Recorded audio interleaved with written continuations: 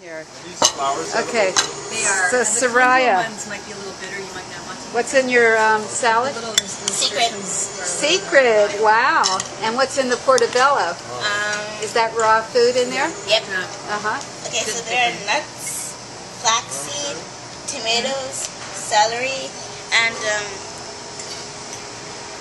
some special herbs. Onion with garlic, right? Yeah, onion and garlic, paprika, salt, pepper, and lots of other good stuff. Wow. That sounds delicious. I'm sorry I can't eat it this time. Next time. I made these. They are delicious. They're totally cheesy. Oh, good. I'm glad you Real like cheesy them. rolls. It's hard. Right. I could taste it, but barely. So, but I wrapped them up in a couple of different leaves just for variety. So there's spinach leaves, and then there are collard leaves, and there are Swiss chard leaves. And it's a slightly, well, it's a sprouted and slightly fermented sunflower seeds and pumpkin seed with some vegetables and spices. But it's a pate in there with sprouts and tomatoes. Good, she liked it. And this is yours, Michelle. What's in it? Delicious. It's pumpkin from my garden and coconut meat, coconut butter. God, I can't remember what else I put in it. Some kind of pumpkin sweetener. spice. Dates and agave both. And then the crust is, and there's almond pulp in there. And then the crust is almond and coconut butter and dates. Cool. Looks beautiful. And the flowers, did you get those out of your garden? Yeah, those are from the garden. The storage ones in Clinton. Wow. Beautiful. All right. This one is to eat. The little one. So, Jerry, you want to sit over here closer? Bring your plate. You're way over there. Our famous talk speaker. Why don't we get everybody over here? Okay. The number one problem that resonates with me every day since I learned about it years ago is the fact that, well, let me ask you this. We just passed the anniversary of 9/11. How many people got killed? 3,000 or 4,000 people. Okay. But what happened also that day? A lot more people starved to hunger. That's right. We had 40,000 children starved to death that day, and the day before, and the day after, and today. Have you seen it on the news at all? Any of those days? No. Why don't we put it on the news? Why don't we would probably do something about it. But the fact that I knew something about it, we would go to bed every night thinking about it. It's poor children, you know? There's actually 45,000 people that starve to death every day on this planet, and 38,000 to 40,000 of them are children. We could probably do with less adults. We'll release all the poor babies we bring into this world, black, white, green, regardless of what country, border, or whatever.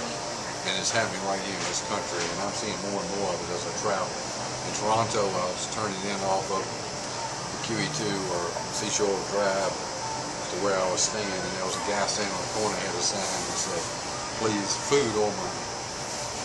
Basically, if you don't have any money here in the society we created, you can't get food. You can't even get decent water to drink anymore. You know? And the air is polluted anywhere you go. But I mean, that's what we created. So I got a group together, and actually I ran into a lady in Hawaii around 2001. And I really wasn't there on behalf of Living Your Soul Purpose, but I think I was doing some conjunctive work with it. I spent a month there, and just before I left, I ran across this on a marquee sign. Somebody stuck something on a piece of paper with one of these things like with a phone number on it. And there was one phone number left on there, and it said, "Please call this number. I'm interested in stories into the children of the future." And I didn't take the number because it was only one left, and I didn't have a pen and pencil to write it down. And I said, "But gee, I'm glad somebody's trying to do something."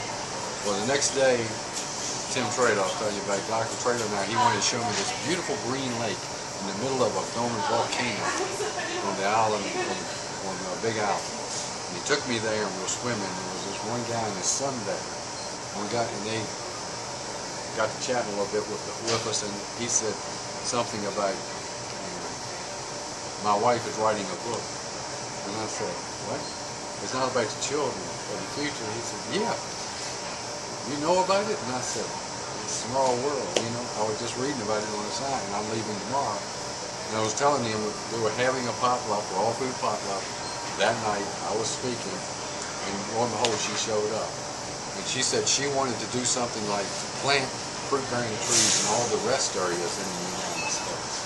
So when people stopped at the rest area, because a lot of people pull in there, you see a lot of indigenous people in there, and they don't even have enough money to get anything out of the vending machines. But suppose we had fruit trees growing, indigenous trees, they could at least get something to eat for their babies or themselves. And so we expanded on it and talked about it, and finally, a couple of years ago, we actually made it a project. So we now got people all around the world planting fruit-bearing trees, whether it be one in somebody's front yard that's accessible to somebody, or in a park or school ground, or the children working in conjunction with the people in nursing homes, which is, I love to see that happen. The elderly and the youth working together, or whatever. I don't care about the results, I just care about the journey. So I can kind of go to sleep at night saying, well, I'm doing something, you know, I'm not doing enough, but I'm doing something. So that's what my life has been about the last several years. And I was trying to think back, how did we get there? We seem to have all this food. I was Toronto Vegetarian Food Fair, food everywhere. And at the end of the day, what they got left over, where's it go? Trash can. Same thing with restaurants. Especially in the third world, I mean, in the third world nations got nothing, and we're throwing it away over here. I don't know what the answer is, but I'm trying to inspire anybody I can. Go do something that resonates with them. And I think the more we do to help children, the more we will have a better world down the road. I don't think many people, many adults will change. And I really have hope in the children. I look back and said, how did we get there? Well, in the year zero, at the time of Christ, the census taker said, oh, and behold, we are about 250 million people on this planet. We are overpopulated. And from year zero to 1800, we went from 250 million to 1 billion people. 1930, they hit 2 billion people. Shortly after that, I was born. So when I was born, there were just over 2 billion people on this planet. Right now, there are 7 billion people.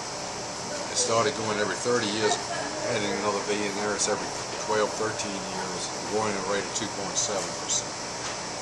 So I think that's the main problem we got in the whole planet, plus everybody's constipated in the world, you know, from what they've been eating, except Melinda. Except Melinda. Well, I had chickens on my farm, and they were pretty much what you call free range.